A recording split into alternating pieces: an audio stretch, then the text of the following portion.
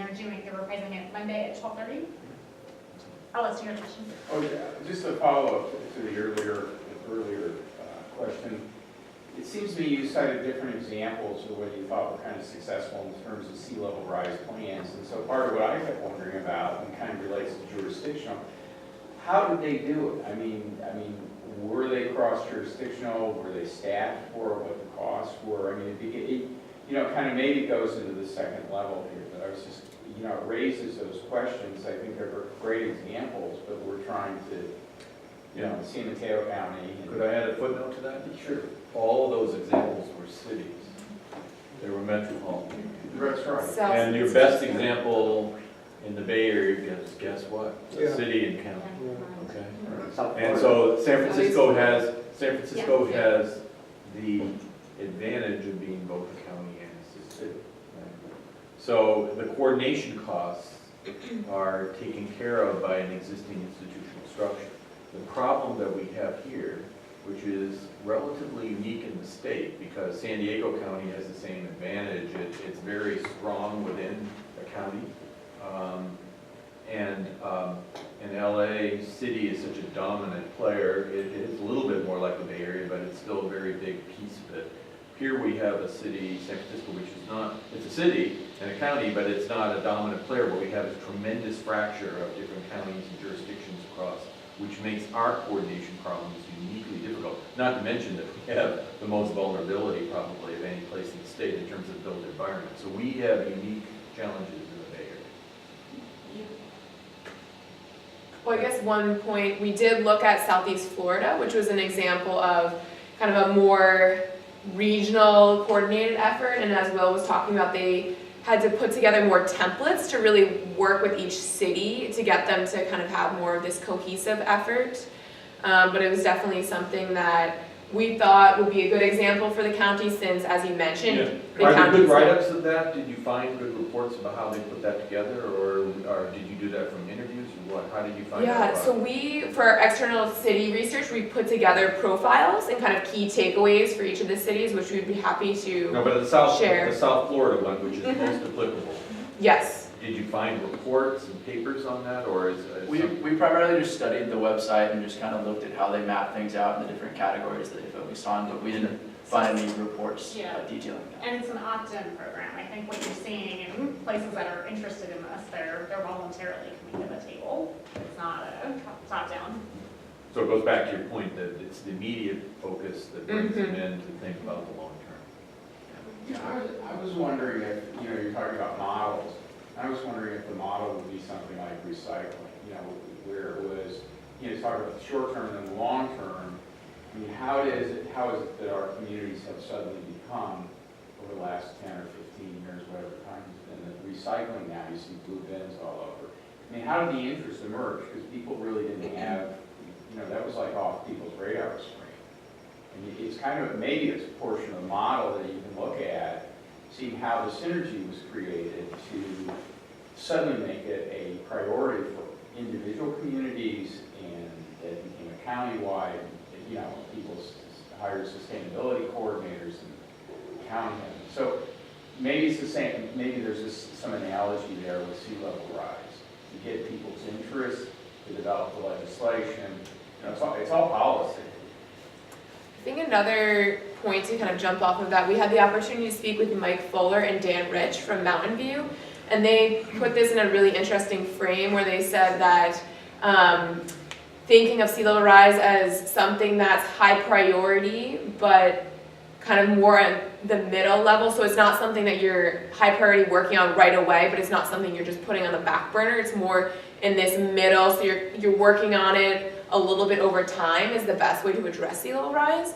And we think that's a really good model for thinking about how do we stay on top of sea level rise, but also feasibly implement it, because as you mentioned, since people aren't always focused on sea level rise at the citizen level, they're not going to necessarily have the impetus or desire to have huge construction projects for sea level rise right away. So I think having that mindset for the policymakers, that it's a long-term focus that's high priority, but kind of this middle level, like how fast, how much action do you put on it at the present, is necessary, and then coupling that with this educational outreach component that we started to see more city planners talk about. So really increasing both of those from the policy side and then also from the side of citizen engagement and awareness. Yes, following up on this question about kind of the regional nature of the problem and different ways of implementing greater coordination. So in the fall, when the student team was working on project financing alternatives, there were a lot of indications that the cities, wanted to see very little authority or control or role to any higher level entity, including the county. So I'm curious in your stakeholder interviews if you explored that directly and whether identified any particular issues there or objections or I see that in your recommendations you've gone to kind of a soft approach where the county facilitates. But did you explore anything where the county level or a new entity that has representatives from the different cities, like through the CCAG or whatever, which is used for a lot of things in San Mateo, would play, a more direct role in actual, planning and implementation? Yeah, no, that's a great question. And I think what we found that there wasn't any kind of pushback or concern about the county being too directive. I think it was more they were looking to the county for high-level guidance, but really wanted to then have the ability to take the guidance and understand what they needed to do, and then they would implement it themselves. So I think, as I mentioned, they really enjoyed and appreciated the sea level rise vulnerability assessment for the county, but wanted the county to also help them think about what would they specifically need to do on the ground in terms of building codes and requirements, but then they wanted to be the ones to self-direct it. So I think there was just this kind of lack of knowledge on what was needed, or if there's any like streamlined, unified process that the county wanted to institute was the main concern. So really looking for this high-level guidance. And then also one of the cities was saying that they wanted the county to play more of this coordinator role so that there would be more complementary solutions. So they really wanted to make sure that what they were doing wasn't in isolation and that they could really make sure that all the projects were working together towards this goal of adapting for sea level rise.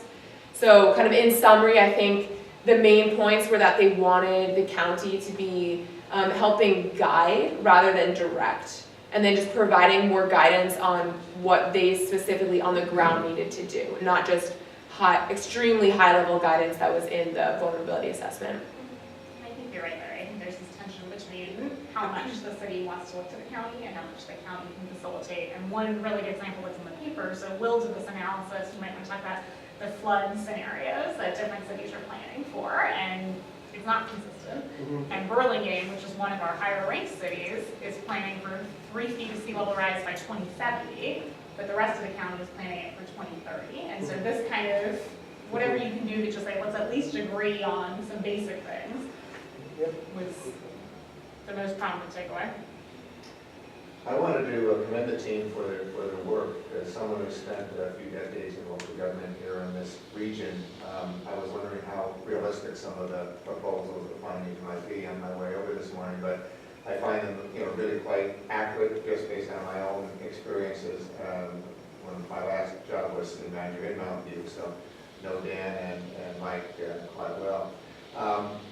Just a couple of observations. Some of the key points that I think you really identified that are, really resonate with me is this is one of those very important issues, but not ambiguously urgent issues. So as you identified, getting people who are dealing with what they view as urgent, maybe relatively less important long term, but urgent, and get them to provide sufficient attention to a long-term important issue is a challenge. And I think that what you described in regard to Mountain View's approach is probably a reasonable one. They can't balance their budget this year. They're not going to, not pay attention to that in order to deal with something they have to do, that have a major impact in 30 years. But you've got to find that balance. I think that really rang true. In regard to the county's role, which was just being discussed, you know, if the cities viewed the county as beginning to mandate and replace their judgment with its judgment in regard to what should be done, I think there would be a different kind of reaction. But That was diplomatic. right, at least that's been my experience in city-county relationships over the years. But the role you've identified, where it's they can play a role where they can help create, not mandate, but help create an overall vision for an area. And then, of course, as Bruce mentioned, maybe ABAC or someone's going to really need to do it for the entire Bay region. But just focusing on this particular question, creating a vision, helping cities stay focused, creating some, facilitating conversations where there are common goals and cooperative efforts, so everybody isn't working completely independently. But it's kind of like true leadership, where true leaders don't rely on organizational authority to achieve goals, but basically by their ability to influence and create cooperation. And I think the county can play a very important role in that regard. And of course, there's sharing information and best practices, making sure those best practices are consistently implemented, helping identify resources. I mean, that's the other major challenge is finding resources. You can only tax marijuana so much in order to generate resources. So, that is another major issue. But again, thank you for identifying, I think, some key themes and coming up with some, I think, very realistic observations and recommendations. Thank you. Of course, thank you. One thing I think, in the sharing of information, this kind of, obviously you focus completely on the Bayside, but, where you have cities trying to coordinate and sharing of information, but obviously on the ocean side of San Mateo County, there's probably less, there's interaction between what San Mateo County does and Santa Barbara County does, but they can learn a lot. It seems like there's a lot more information sharing, and setting up a framework where there's both information sharing and kind of scenario sharing, and then whether there are externalities across cities, and benefits and costs of that would be important to think about the distinctions. Definitely. I was talking, Bruce and a woman on our team, Iris, have been working on the coastal side as well and gathering these local coastal plans. And so Iris brought up a point when I was sharing the results with her earlier this week. She said, the state has mandated what cities have to do on the coast. Why doesn't that apply to the Bay? Why would you reinvent it? And what learnings can there be? So it's something we want to explore more.